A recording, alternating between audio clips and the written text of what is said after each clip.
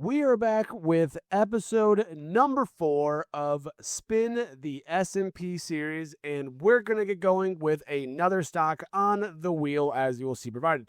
Today's video is continuing the series about how we spin the wheel of all the stocks that are listed in the S&P 500, and then we do a little bit of technical analysis, look at the options data, look at the intrinsic value, and get a little bit of a perspective about the stock that is in question. So if you're excited for today's video, as always, make sure you like the video, subscribe to the channel, turn on those bell notifications as per usual for all future uploads. And again, feel free to take a look at the Fridge Financials memberships offered over on YouTube. They're a couple dollars a month, but they help out the channel in every single way. Without further ado, we're going to get into episode 4 of Spin the S&P stocks. Here is the stock we're going to be doing a cutaway to go do a little bit more research on. And the stock of the day that has been selected is LDOS is the ticker symbol. We're going to go away and do a little bit of research, and we'll be back in just one moment. All right, and here we are after doing a little bit of research and a little bit of a breakdown. We have a couple things to look at here for this company, which is Leidos Holdings. As you can see, we are on Trader Daddy's platform to be able to look at the data, to look a little bit, see if we see anything important in terms of the options chain of things. But rather than that, we'll be just kind of looking at a little bit of a breakdown because, as we will see, they do a little bit about what this company actually is. So, again, if you're looking to take part in looking at this data here and much, much more, if you want to know more about what this platform offers, look at all the tutorials that we have recorded on it, feel free to take a look, sign up for the free trial, use the link in the description below. I am a paid affiliate of Trader Daddy, of course. But again, you sign up, use code FRIDGE at checkout, 50% off your first month. And if you don't like it, then you can just kind of cancel after that. But you also get a 3-day free trial of this platform. I think it's going to be worth it for me long term. I like using it, but let's get into it here. So Leidos Holdings, together with its subsidiaries, provides services and solutions for government and commercial customers in the U.S. and internationally.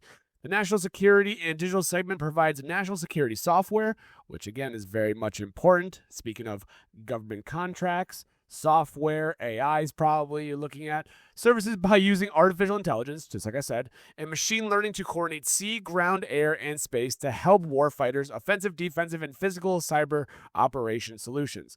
Focusing, again, more on a defensive sector, it sounds like government contracts. Seems like one of those companies that could do very much well long-term. Especially, you think about Palantir, for example, Lockheed Martin, RTX, all those defense companies that have those big contracts with the government. This could be one of those that you might be seeing as well.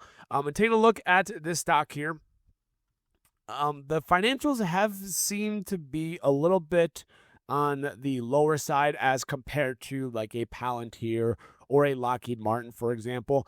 It's trading very close to the 52-week low, which is $106.08, and is at $107.12. A high was $205. So it has faced a little bit of selling pressure as of recently. Market cap, relatively small, $13.47 billion. Enterprise value, though, is $19.35 billion, which, again, is really, really good in terms of, again, if you were basically to take away all the things that are, assets and everything in the company, you actually have a little bit more money as a result of it, besides the market cap that you see of $13 billion, which is very good. PE, trailing 12 months, 13.2, 4 PE, 10.1, which, again, is a very, very low relative PE ratio. The beta, again, this stock doesn't move as much as the market does, according to Trader Daddy here. Revenue growth. Now, their revenues, $17.33 billion in revenue on a $13.47 billion market cap is actually very, very much impressive. You have more revenue coming in than your market cap is actually worth. But the thing to keep in mind about is, and this could be the reason why they had a little bit of sell-off, their revenue growth seems to be almost flatlining, a growth of a mere 2.3% right now. So maybe earnings has shown that, and that's been a little bit of the reason why the stock has had a big sell-off recently. Earnings per share is growing 63.8%. Their margins are not the best. We talk about how having the high gross margins, 40, 50, 60%. Net margins, look at 20+%. They are positive, which is good. Again, this is a stock that is in the S&P 500, so it does have credibility to it. but not a super amazing growing company as of right now, which I'm kind of shocked with because of the conflicts we've been seeing back and forth. Usually defense stocks, Palantir, Lockheed Martin have done very, very well, and this stock seems to kind of have been doing a little bit of the opposite. But again, we can take a look and see how it compares to Palantir maybe at a different time, or maybe you can look at it your own and see how it's done with versus Palantir, versus Lockheed Martin, those kind of companies that have defense contracts with the government, right? They do have a nice dividend. It's a very, very small dividend of 2.75%, which is not too bad. $1.72 per share. Payout ratio, again, these numbers aren't always exactly lining up with what you might see on other platforms, so I don't really like to look at it too much, but it is good to know they have a dividend here. This is me looking at the very, very far out. I'm looking at as far as Trader Daddy goes, May 21st, 2027. And again, the reason why is because looking at long-term positions, option sentiment for the long term is bullish, which is actually very nice to see. And I think I can really see that because of what I look at in terms of the charts and even the financials and what they've actually been able to come out with. So IV skew is about neutral. Puts and calls is not really much craziness in terms of a move here. Call put volume, a lot more calls than puts, as you'll see here with the volume, which is good to see. Expected move, again, looking at about between now and May, about a 28% move to either side, up to about 137 or down to 77 based on the straddle. It seems like we might be having a big oversold bounce happening here. Maybe it might be oversold. It might be able to get B in prime for a rebound, which I think will be very, very nice to see. They've been fixing this software a little bit here and what it's really showing, so I'm not going to go into it too much. This is your Gamma and Vega matrix, which basically just shows where you might see those potential walls here. And as you'll see, a wall for December is at about, it looks like this big, amber wall, dominant wall here, is at about $110 strike price. So it's kind of having a little bit of a way down there, as we may see. We don't really quite, obviously know what could be happening long term. We obviously have no idea. So that's something to kind of really keep in mind about. We take a look at the May one and see what's going on with this one. We don't have any games left. Again, they're updating things as we go, so I don't really have too much to show you on Trader Daddy, but I'm excited to see what they do in fact come out with. But what I want to really get into, we have a defense company that has government contracts that focuses on artificial intelligence and software. And as we know, software has been getting a big slaughter. Here is the chart of LDOS. And as you can see, it had a double top here about $205 or so, and then it's had just this big selling off period ever since. Ever since the end of last year, all the way up till now. And again, it makes sense if it's a software company play. Software, the money's been rotating out of software really quick. Adobe, ServiceNow, CRM. These are ones that you'll see over here on the side that have been doing relatively poor for this year so far. Palantir I have on the side here. I haven't really looked at it just yet, but again, you can probably see that maybe it might have a little bit of a similar pattern to what we're seeing here with Leidos Holdings. Now, does that mean that we're looking at this stock's going to keep on selling off over and over and over again? And I don't think so. There's some really good levels here that if we do in fact get a nice little, support, we could have a nice move to the upside. They did in fact pay out their dividend June 15th, which was just recently. We had a big volume candle, as you'll see here, at 6.8 million in terms of volume here. I don't know if it's anything on news or just people just selling off of it in this case here, but it's the biggest volume candle we've seen in such a long time. I don't know if it has anything to do with ex-dividend dates or whatever. I'm not really quite sure what this is. Could have been some news. I haven't looked that much into it right now. But what I will say is that I have seen some very good levels here. Taking a look right now, we are at a level that my Fibonacci goes down to, the 106.08 level. And we go all the way back over to here. You'll see we had a little bit of a consolidation around this level back in 2024. Then we had this big rise up to about $200 or so up here. And then we kind of came back down again after earnings. And then we've had a big rise up again, about $200. And now we're back down again to about 106. So if they can find some support at 106 level or so, which again, we don't know. This is all just speculation here. If we can find some support at the 106 level, you might be looking at our first retest I'm looking at is probably about the 121 mark. As you will see, this purple line here, the 121, you'll see it came down, touched it beautifully, and then just broke right through. And then it broke right through the 115 one, which is part of a different fib level. So this one probably won't have much of a resistance, or I don't think it's going to have much with it. I think my first level of resistance to break through is the 121 mark right over here. And if you take a look back at this purple line, you can see nice, beautiful touch point there from the Fibonacci level.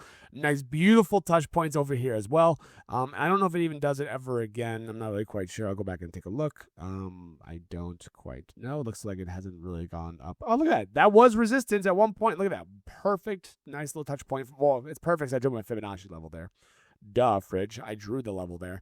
But it looks like the 121.64 level is my first level of potential resistance, if and only if we can find a bottom at this 106 level. Otherwise, you may be coming back down to this $95-ish mark is what my guess would be. Again, this is actually a key level from that blue Fibonacci. The 61.8% and 50% is a nice zone people like to trade off of usually. So if we don't find support, maybe looking down in the mid-90s or low 90s here before we get a nice little rebound. Obviously, who knows, right? Now, let's say we do in fact break this 121 mark. Say we do in fact get some big momentum here. And again, looking at the RSI, it's down at about 17.92. Might be hard to see on, can I scroll? There we go. The RSI is way down here at 17.92. So a lot of oversold has been happening here as of the recent months, ever since 2026 really started. We've had a big sell-off in software. It makes a lot of sense. So again, money is probably going to rotate into software at some point. This could be a stock that could do very well based off of it.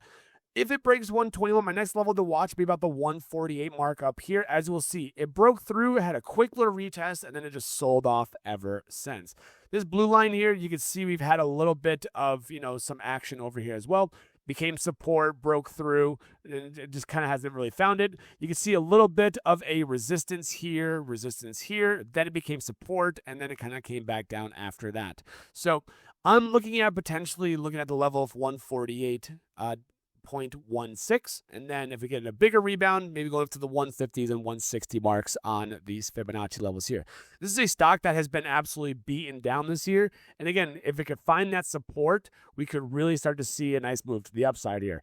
Now, moving over to the intrinsic side of things on my spreadsheet, let me tell you, some of the things that I put in here look very, very nice for this company in the long term.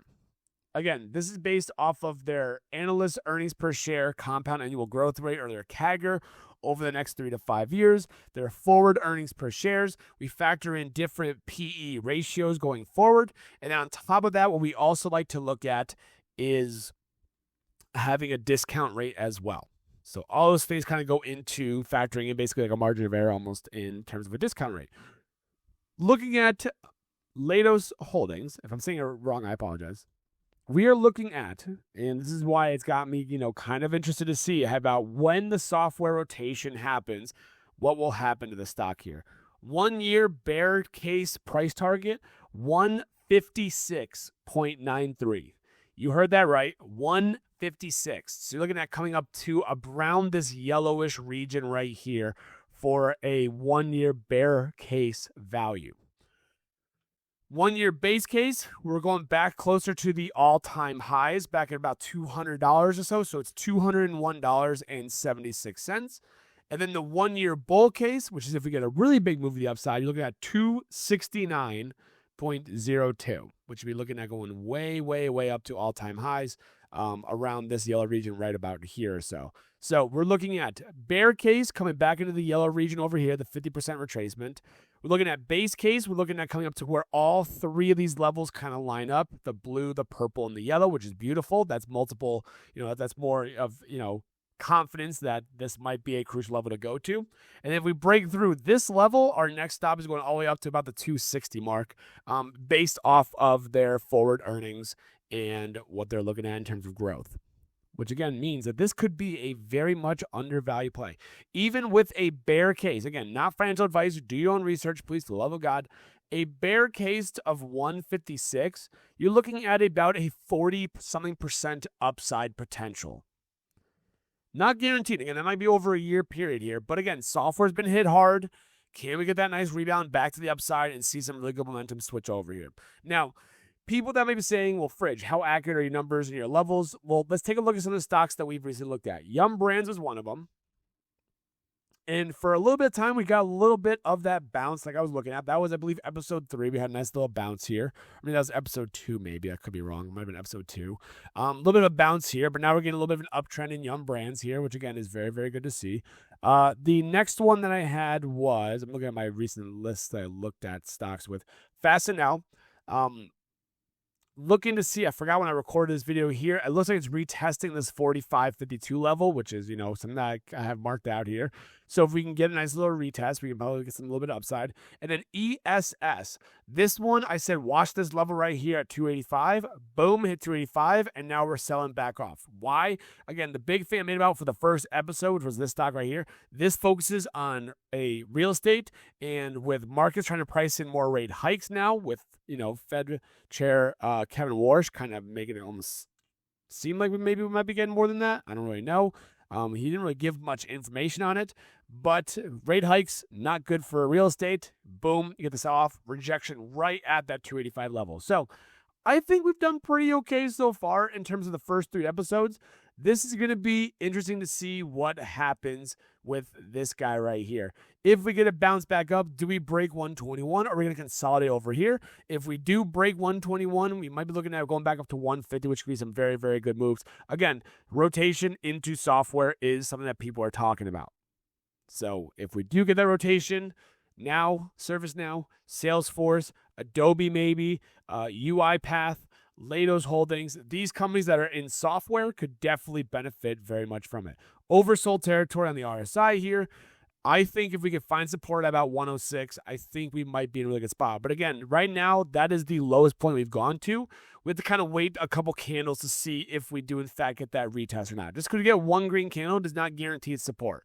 It could break right through it again, as we may know. So thank you guys so much for watching today's video. If you did make this far in the video and you did enjoy the content, as always, make sure you like the video, subscribe to the channel, turn on those bell notifications as per usual. Feel free to take a look at the Fridge Financials memberships offered over on YouTube. One is $3 a month, one is $6 a month. You get a little bit of added bonuses on top of that, and you support the content creation of Fridge Financials.